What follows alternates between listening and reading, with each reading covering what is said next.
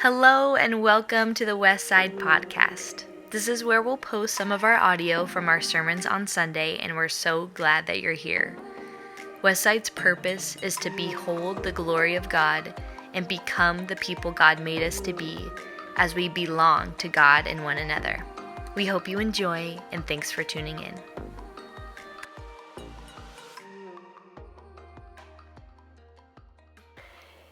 Daniel begins by telling us that Jerusalem has fallen. The Lord has handed Jerusalem over, its king, and many of the temple's treasures to King Nebuchadnezzar, the king of Babylon.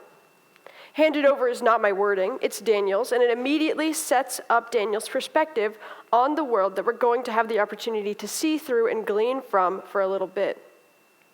Daniel, more than anything, believes in God's power over everything that happens on this earth. Obviously, he's known for his actions in the lion's den, but that theme is pervasive. It's not just a small moment in Daniel's life where he suddenly prays to God that he needs saving and is saved, but a dedication to living the way the Lord wants him to and relying on him in everything that makes Daniel this way. Even in the hardest, weirdest things, he remains steadfast. He's committed to trusting in God and has an unchanging perspective throughout the whole book on it. This is how Daniel lived his life. Also, I'm going to give them goofy nicknames because I'm not saying their full names the whole time. They're going to be familiar to you because they're from VeggieTales. So I'm just going to establish that out of the gate because I'm not saying Nebuchadnezzar 600 times this morning. Anyways, King Nebi, hey. King Nebi then assigned his highest official to choose royal descendants and members of the ruling class from the Israelites, good-looking young men without defects, skilled in all wisdom, possessing knowledge, conversant with learning, and capable of serving in the king's palace. Ashpenaz was to teach them the Chaldean language and its literature. The king assigned these young men daily allotments from his own food and from the royal wine. Ashpenaz was to teach them for 3 years, so at the end of the time they could serve before the king. Among these young men from the Judeans were Daniel, Hananiah, Mishael, and Azariah. But the chief official gave them new names. He named Daniel Belteshazzar, Hananiah Shadrach, Mishael Meshach, and Azariah Abednego. So this is how these four end up so close to the king and what drives this story. Men in exile, chosen by the king for service of his own goals. But Daniel won't eat that food. He's not going to do it, and no one's going to make him. It violates God's laws in some way or another to eat the food and drink the drink that the king is offering.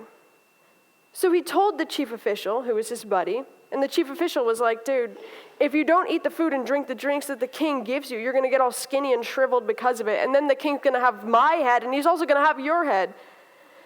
So Daniel's like, okay, and he moves down the ladder to the next person who's directly in charge of him, and he pitches the same thing. And he's like, why don't you test us being Shadrach, Meshach, and Abednego? Let us eat veggies and water for 10 days, and we'll base the outcome of this on whether or not we look sickly in comparison to the other young men who eat the king's food. So this guard went along with it.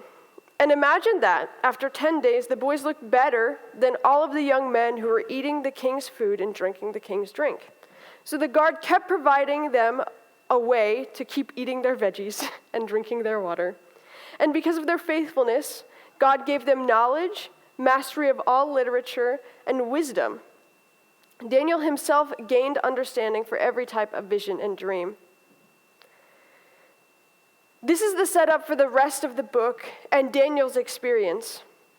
Daniel takes his spirituality very seriously, and in no circumstance is he willing to compromise on practicing what he knows to be the way of the Lord. This isn't just a set of rules that Daniel is following. All of his peers who were in the king's service were also in the ruling class of Israelites and would have been following the Torah, but they partook in the king's food and drink because they were in heathen lands. Not Daniel, though. To him, it's deeper than that. Daniel follows the Lord's laws even in extenuating circumstances because he believes that God's ways are intentional and better than Daniel's ways. Did Daniel understand that having drinks every night was physiologically bad for him in a way beyond the concept that it gave him headaches? Probably not. But God does, and he commanded the Israelites not to drink too much. So Daniel finds an alternative for himself and his buddies so they can remain steadfast in the ways of the Lord. Daniel may not know exactly why God has the laws that he does, but Daniel is faithful and believes that the Lord knows what is good and right, and therefore follows him even when others feel like they may not really need to. This isn't a side tangent about drinking. This is a side tangent about the Shema and how much Daniel seemed to adhere to it. Here's your Shema, Deuteronomy 6, 4 through 9. Hear, O Israel, the Lord our God, the Lord is one. Love the Lord your God with all your heart and with all your soul and with all your strength. These commandments that I give you today are to be on your hearts. Impress them on your children. Talk about them when you sit at home and when you walk along the road, when you lie down and when you get up. Tie them as symbols on your hands and bind them on your foreheads. Write them on the doorframes of your houses and on your gates. Daniel is committed to living a particular way of life rather than just a set of rules. They are personal and applicable to him. And in this story, God grants Daniel a kind of supernatural power in response to his commitment, the ability to understand visions and dreams. So obviously you know where this is going. King Nebi has a dream. And the man needs help knowing what it means because it's making him so anxious. He calls all the big shot Babylonian magicians, enchanters, sorcerers, and astrologers. So they all roll in and they're like, tell us what your dream means. And wait, tell us your dream and we'll tell you what it means, you know? And King Nebi's like, no, you tell me what I dreamt about and its meaning, and I'll believe you that you really know what you're talking about. Also, if you don't and you lie, I'll burn your houses down and you'll be torn limb for limb. This is the beginning of this dude. He's like a major diva. It's fantastic. And of course, they're like, we can't do that. You have to tell us what the dream is first. And he's like, so you guys have been lying to me this whole time? And they're like, bro, nobody can do what you're asking for us to do, and you know that.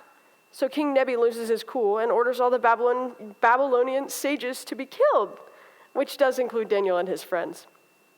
So Daniel hears about this being put to death situation, and he asks the chief executioner, what was the king wanting that led to this harsh decree? Which, by the way, this is the second time that Daniel has the audacity to ask someone in authority, why? Instead of just resigning to his fate, and I think that's kind of admirable. He really took the if you're wondering, then just ask philosophy to a whole separate level.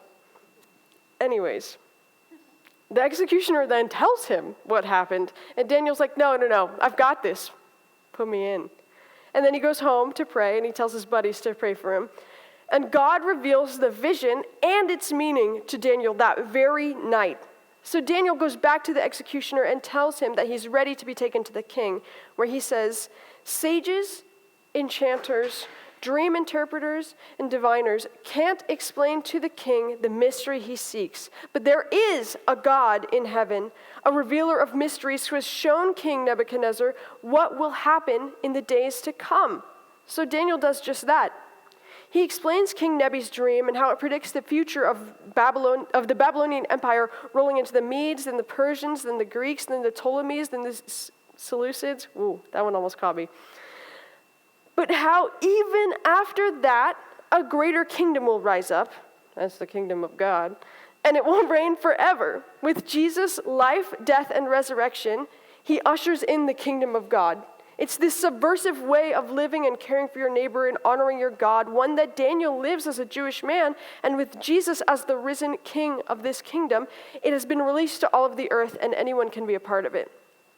Daniel spends a lot of time in the coming chapter seeing visions of Jesus as the coming king of that kingdom, but we'll get there in a bit. Back to the vision. King Nebi is blown away, and he's like, not only is your God obviously so powerful because you were able to tell me what's up, I kind of like you too. You can be the chief minister of the sages now. Great news. Promotion.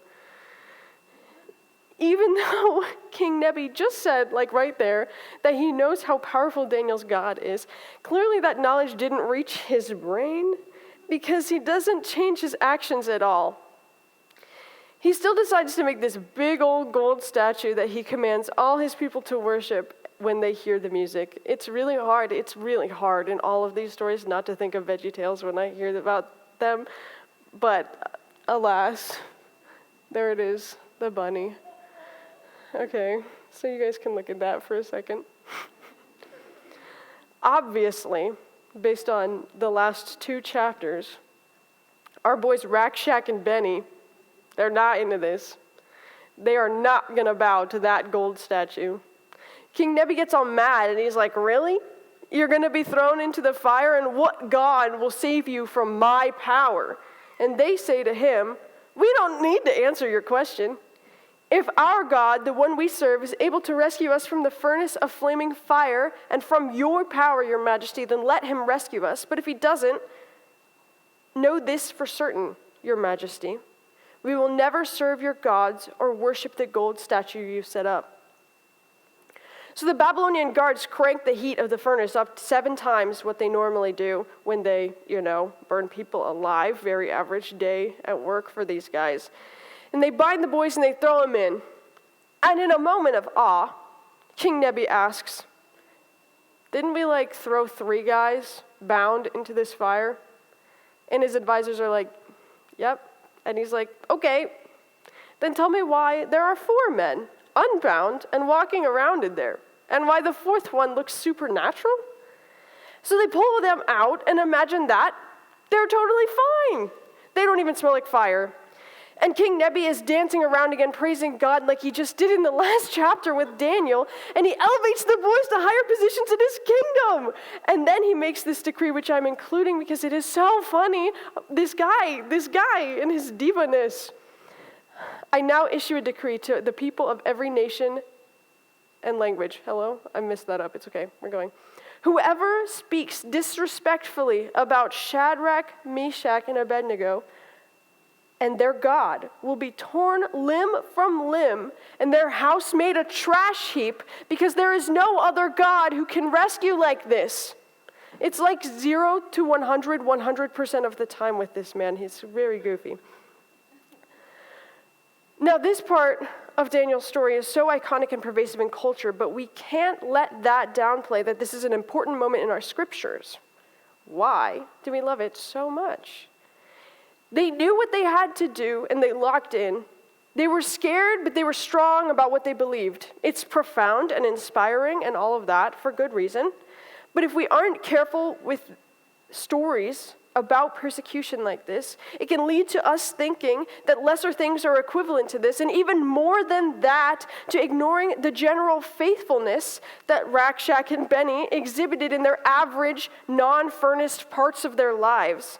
It's not like they suddenly began to deeply and genuinely care about living their lives in accordance to God's ways. They had been doing this from the very start. Over and over and over again, this book desires so badly for you to look closely at the faithfulness of these boys' lives that leads up to these big moments, not just the big moments themselves. Their commitment to God and his ways pay off, if you want to put it that way, but they are deeply, deeply affected by God's will in all aspects of their lives. They aren't just firing from the hip and saying, I think this is what God wants me to do. No, they know God on a deep, intimate level, and it's their daily commitment and rhythms that connect them so well to him. Nothing about the telling of these stories is haphazard. So at this point, King Nebi has a second dream. He proclaims Daniel's God's power and then tells Daniel about this dream, about a tree and how it gets chopped down, and then 7 periods of times pass. And Daniel gets all nervous because he knows what that means. And the king is like, don't worry, just tell me. And Daniel's like, you're going to be driven away from your kingdom and other people and have to live with wild animals and live like wild animals until you really acknowledge that the Most High is more powerful than any human king. My advice? Remove your sins by doing what is right. Remove your wrongdoing by showing mercy to the poor. And then your safety will be long-lasting. So Nebi obviously ignores him until what Daniel interpreted from that dream happens to him. And once he learned his lesson and understood God's power over even his silly kingship, he was returned to his throne, and this is the last we hear of King Nebi in the book of Daniel. He says, "Now I, Nebuchadnezzar, worship, magnify, and glorify the King of heaven. All of his works are truth, all his paths are justice, and he is able to humble all who walk in pride." The next part of Daniel's story we get to read is years later, during the reign of King Belshazzar. I can't say that. It's going to be okay. This king, he wants to throw a party. And so he uses the plunder from the temple to do so. Cups and gold instruments, Belshazzar tries to impress his princes, his consorts, and his secondary wives with all the things stolen from God's temple in Jerusalem. While they're partying, the fingers of a disembodied hand appear, and the king watches them right on the plaster of the palace wall in the light of the lamps. Beautiful. That is horrifying. That's awesome. Can you imagine? Ew. The king's mood, obviously, changed immediately, and he was deeply disturbed. He felt weak, and his knees were shaking. The king yelled, calling for the enchanters, the Chaldeans, and the diviners, and no one could tell him what it meant. But they remembered that Daniel could, so they called for him. When Daniel arrives, he tells the king to keep all the gifts he threatened to give the one who could interpret the writing. And he tells him that God gave King Nebi power and authority, but when King Nebi started acting out and being evil and prideful, God ripped it away from him. Only after submitting to God did he give kingship back to King Nebi. This is chapter 5, verse 22 through 28. "But if you who are his son, Belshazzar," Daniel said, "you haven't submitted, even though you've known all this. Instead, you've set yourself up against the Lord of heaven. The equipment of God's house was brought to you, and you, your princes, your consorts, your secondary wives, drank wine out of it, all the while praising the gods of silver, bronze, gold, iron, wood, and stone, gods who can't hear, see, or know anything. But you didn't glorify the true God who holds your very breath in his hand and who owns every road you take. That's why this hand was sent from God and why this message was written down." This is what the message was that was written down. Mene, Mene, Tekel, and Parsin. The meaning of the word Mene: God has numbered the days of your rule. It's over. Tekel means that you've been weighed on the scales and you don't measure up. Perez means that your kingship is divided and has been given to the Medes and to the Persians. And that night, Belshazzar was killed.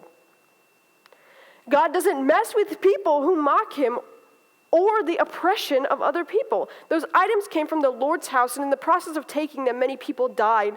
It isn't something to disrespect or party about.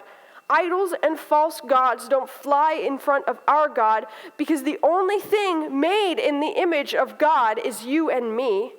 And disrespecting that brings the wrath of God down like nothing else. But Daniel, with his extraordinary abilities and trust in God, still isn't out of rough waters yet. Darius the Mede becomes the new king, and Daniel continues to thrive. He does so because he's a good freaking dude. No one can find any issues with him. In 6:4, they say Daniel was trustworthy. He wasn't guilty of any negligence or corruption. So the people who are jealous of Daniel and want to take him down have to find a different route to do so. So they're like, "Hey, King Darius, what if we sign into law an order that says for 30 days, If anyone prays to anything other than you, they are thrown into a pit of lions, and no one can get out of it. Nice. Here we hear a little bit more about Daniel's daily habits. He, every single day, would kneel down and pray 3 times a day, every single day. That is what he did. This habit was part of the rhythm of his life, and even knowing that they had just signed that law into effect, Daniel still knelt down and prayed at his chosen time because that is what he did every single day. So of course those people who wanted to catch him caught him, and King Darius was like, damn bro, sorry, I did sign that law, so it looks like you're now destined to be hurled into a pit of lions. And once he's in that pit, Darius is like, your God, the one you serve so consistently, he'll rescue you. Okay, thank you. So cool. Daniel spent the night with the lions, in the lion's den, and the king, he just couldn't sleep. At the first sign of light, Daniel, he runs to Daniel, and he's like, Daniel, girl, are you in there? Was God able to rescue you from the lions? And Daniel's like, yes, I'm innocent before you and him, and that's why they haven't touched me, because God shut their mouths. And the king was so happy. He got Daniel out of there, and then he was like, you know what? We'll set up, I don't want to say Uno reverse, but I'm going to say it's an Uno reverse. I'm so sorry. That's what I get for going off script.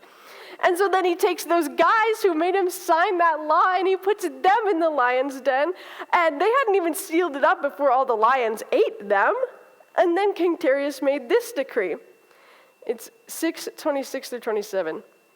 In every region of my kingdom, all people must fear and revere Daniel's God, because he is the living God. He stands firm forever. His kingship is indestructible. God's rule will last until the end of time. He is the rescuer and savior. God performs signs and miracles in heaven and on earth. Here is the proof. He rescued Daniel from the lion's power.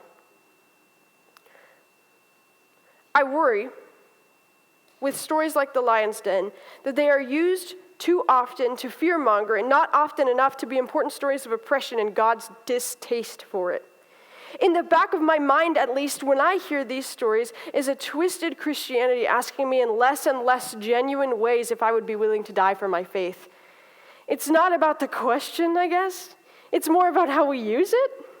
In many, many Christian cults, this kind of story and language is weaponized against just about anyone who needs to be scared of the out-group and what they're going to do to us in the in-group.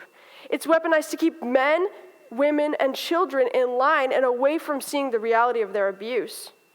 When we use stories like this wrong, it asks a group of people with nothing more to give to grit and bear it because God's got it, instead of seeing God's disgust for oppression to the point that he himself will move in circumstances if no one else will. What we really, really, really need to highlight today is how Daniel's trust in God is so deeply embedded in every part of his life that every single person who knows who he is, they know who he worships and what he's about. Darius literally says, your God who you serve so consistently will save you. It's not random, and every single person knows it. Daniel was habitually making time to be with God and understand what God is like, and with that remained upstanding in everyone's eyes. He was never negligent or corrupt. The only thing they could find wrong with him was his devotion. So they weaponized it out of jealousy. And in the end, that also happened to be the thing that twisted fate and turned this story upside down. Not only did Daniel's trust in God keep him in good standing with God, but it also led him to be a good leader. And then when the only fault with him was his faith in the God that stood behind him through everything, that very same God showed everyone that he was faultless and that their jealousy was their own downfall. Daniel never becomes harsh in the face of his own oppression or becomes the one who seeks his own revenge. In the next 6 chapters of Daniel, we get to peek inside Daniel's mind during this oppression, and it does get a little weird. The next scene that we get from Daniel, we jump back in time to the reign of Belshazzar, who is objectively not a great guy for the Israelites to live in exile under. Daniel starts writing some really weird stuff about beasts and the Ancient of Days and goats and rams, and it's kind of the stuff of nightmares. But to you all, it probably feels a little bit familiar. Glimpses of what is called apocalyptic literature can be seen here and there in Daniel so far, but in chapter 7, it gets turned up to a 10. As we have seen in the prophets so far, we know that biblical prophets of old weren't really telling the future as much as they were providing God's perspective on social problems and current events. They became upset at oppression and injustice and the mistreatment of human lives by those in authority. In that same vein, we now get to inspect one of the most misunderstood parts of biblical canon and prophecy, called apocalypse. Yay! So the word apocalypse, it comes from the ancient Greek apocalypsis, meaning revelation or disclosure. Daniel, as far as we know, is the first full writing of this genre, even though we see glimpses of it in earlier prophecies. The point of the revelations in apocalyptic literature is the revealing of truths in our average lives through grandiose dreams and visions. While it is true and it is prophetic, the main original purpose of apocalyptic literature is allegory. It symbolically unpacks the battle between good and evil that is happening in the moment, and the point of it is to be written in a way by which an oppressed people group can feel hope and resist the injustice happening to them. A very interesting thing that I learned in my research for this was that dualistic mindset, that good versus evil, wasn't always pervasive in Jewish culture. You'll actually have a really hard time finding it in such terms prior to this, other than in some of Isaiah, particularly the parts that were removed from biblical canon, and in Ezekiel. Why? Because this mindset directly evolved from the Israelites' exposure to the Babylonian religion Zoroastrianism. It's a monotheistic religion with one main focus: the struggle between truth and chaos, between good and evil. Combine the need to resist and persevere, the idea that God is big enough to do anything, and the desire to see good win out. This particular exile in Daniel birthed the genre that will be used for ages to come and has become so misunderstood. The next greatest work of apocalyptic literature that probably comes to your mind is Revelation, right? That book was written during the reign of the Roman Emperor Nero, who was notoriously brutal for tormenting Christians in the worst ways that he could think of. It's a means by which the Christian population could envision an end to their suffering, a reality where Christ reigns and evil is finally beaten in an epic battle. It's for those people in that time to feel a shred of hope about their situation. But don't worry, because I get to preach on Revelation in November, and you all are going to love it, and you're all going to be there. For now, you need to know that apocalyptic literature and prophecy are intrinsically linked, and they're tied to the oppression of people and the need for otherworldly hope. Unfortunately, the only thing that I could think quickly to compare it to was like the Hunger Games. Obviously, minus the supernatural, God-inspired element of biblical writing, obviously, The Hunger Games is a post-apocalyptic novel about the dangers of devaluing human life and taking capitalism too far. It's set in the US, and the author inspects an issue she sees in our society today, and she takes it through to its logical end. Through it, you get to try to make sense of struggle and hardship, but in the end, the oppressive leadership is overthrown and just leaders are established. It represents a battle between good and evil where the oppressed rise up through the leadership of a Christ figure and restore balance to the world. Same concept, except the stories like this that are found in our scriptures are inspired by God, first and foremost, and a worldview shaped by that, but also the events of the times.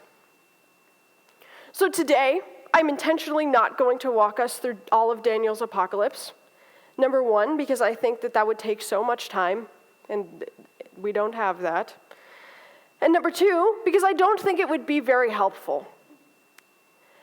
The apocalyptic books of the Bible have been wielded time and time again to abuse and scare people, and that's just really not the point. There are some beautiful things in there, yes, but to read it out and tell everyone we know exactly what Daniel and God were cooking up with those ones is not helpful. What Daniel and the Israelites were facing during the time of this writing was unlike anything any of us have ever experienced. Oppression so grotesque, with no escape or end in sight. But when we focus on making meaning out of the writings and applying them to what the end of the world will be like, we rip Daniel out of his context and we totally lose what makes this writing applicable and special in the first place. Daniel and the Israelites, especially his buddies, were so consistently faithful in the face of awful things.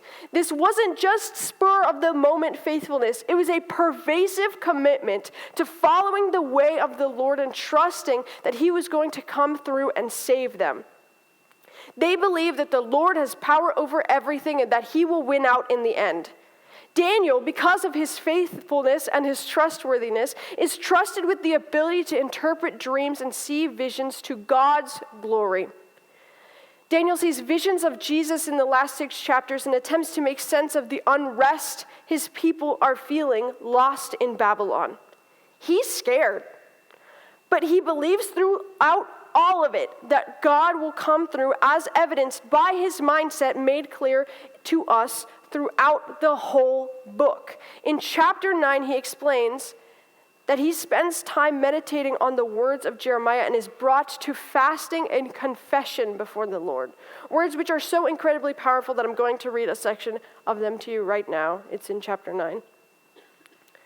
Lord, the great and awesome God, who keeps his covenant of love with those who love him and keep his commandments, we have sinned and done wrong. We have been wicked and have rebelled. We have turned away from your commands and laws. We have not listened to your servants, the prophets, who spoke in your name to our kings, our princes, and our ancestors, and to all the people of the land. Now, our God, hear the prayers and petitions of your servant. For our sake, Lord, look with favor on your desolate sanctuary. Give ear, our God, and hear. Open your eyes and see the desolation of the city that bears your name. We do not make requests to you because we are righteous, but because of your great mercy. Lord, listen. Lord, forgive. Lord, hear and act. For your sake, my God, do not delay, because your city and your people bear your name. This isn't a game to Daniel. It's not, what will the end times be like? This is his reality. He's living it. He's torn to shreds by grief over what has happened to his people and how long they must endure the consequences of their sins. He needs to know that they're going to be okay because the Lord is good and his mercifulness always wins out. The book ends with a promise of justice in chapter 12. Many will be purified, made spotless and refined, but the wicked will continue to be wicked. None of the wicked will understand, but those who are wise will understand. As for you, go your way till the end. You will rest, and at the end of the days, you will rise up to receive your allotted inheritance. I wanted to talk through Daniel like this with you this morning because I believe reading Daniel to kind of be like reading someone's diary. And maybe that's not the most correct take, but it's pretty much how it feels going through it. Entry after entry of things that happened to him and how he dealt with them, written for recording it, yes, but also accidentally capturing what kind of guy he is. I wanted you all to see his lived faithfulness in front of all of the garbage that he and his peers had to go through. Daniel doesn't become a product of his environment. He stands out. His language evolves to adapt to the times, and in the later chapters, he invents this whole genre to discuss the turmoil that they are under in new terms. but he never changes who he is. I just lost my spot, you guys. That's so awesome. He remains trustworthy and upright and prayerful and reliable. I think it's so important to point out, especially if you guys go back through it, that Daniel treats every single king on the basis of his character, Daniel's character, not on the basis of theirs. He gives every single one a fresh start. He treats them with honor and respect, because even through injustice and oppression, Daniel maintains the course and follows the way of the Lord. Daniel is so obviously an example of a character to look up to in our scriptures. But where do you even begin with that? Well, I have a practice for you all. Yay! It's a threefold piece of a Lectio Divina meditation of Daniel that I'm stealing for you all to think about. So I've got 3 things to say to you, and they're going to be up there. I want you to reflect. When you struggle to understand the meaning of the events in the world, do you turn to God in prayer?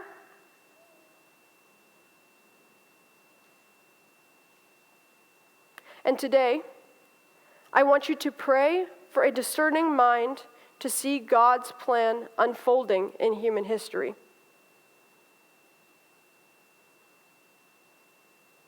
And when you leave this place, I want you to consciously look for and identify one way in which you see the kingdom of God being revealed in the world around you. Thanks so much for tuning in, and we hope the sermon inspired you in one way or another. If you'd like to stay connected with us, feel free to hit the Contact Us button on our website. Let us know who you are and send us any questions or prayer requests you may have. Or visit us in person at Prairie Mountain School in Eugene, Oregon at 10 a.m. on Sundays. Follow us on Facebook or Instagram to stay updated on all things Westside. We'll see you next time.